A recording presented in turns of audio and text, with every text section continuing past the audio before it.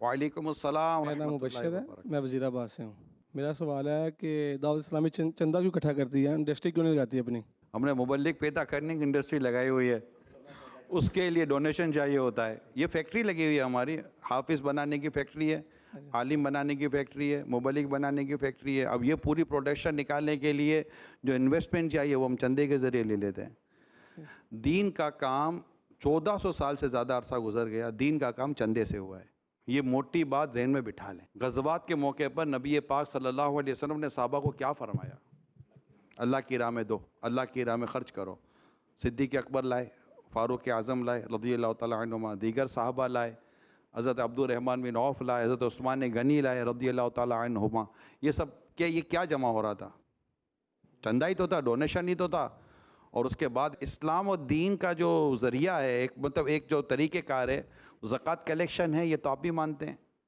بیت المال، یہ آپ نے سنا ہوگا، نبی پاک صلی اللہ علیہ وسلم اپنے عاملین مقرر فرماتے تھے جو جا کر زکوٰۃ کلیکٹ کرتے تھے، اور زکوٰۃ کلیکٹ کرنے کے بعد بیت المال میں جمع ہوتا تھا، وہیں سے ساری وہ ریاست کے اور حکومت کے اور معاملات اور خلافت کے معاملات اسی سے چلا کرتے تھے۔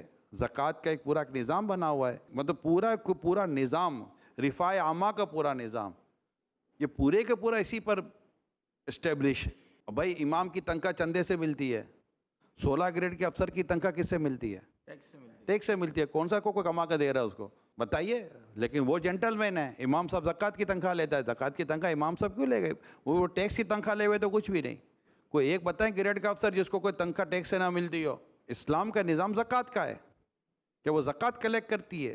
باقاعدہ اسلام و دین کا کام چندے سے ہوا ہے۔ لگانے فیکٹری، تو بھیا فیکٹری لگانے کے لیے ہزار قسم کی پراپرٹی کے مسائل، پھر ٹیکس چوری کے مسائل، لیبر کے مسائل، ڈاکیومنٹیشن کے مسائل، پھر نفع نقصان کے مسائل، پھر ہڑتالوں کے مسائل، یہ سارے مسائل تو پھر مسجد کیسے چلے گی، ادارے کیسے چلیں گے؟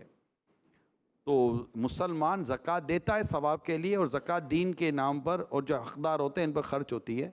تو الحمدللہ دعوت اسلامی کا یہ آپ کے علاقے کی مسجد دیکھ لیں، ایک مسجد دیکھ لیں، کبھی کسی مسجد کو جا کر کہا ہے کہ بھائی اپنی مسجد کی فیکٹری لگا لو، دکان لگا لو؟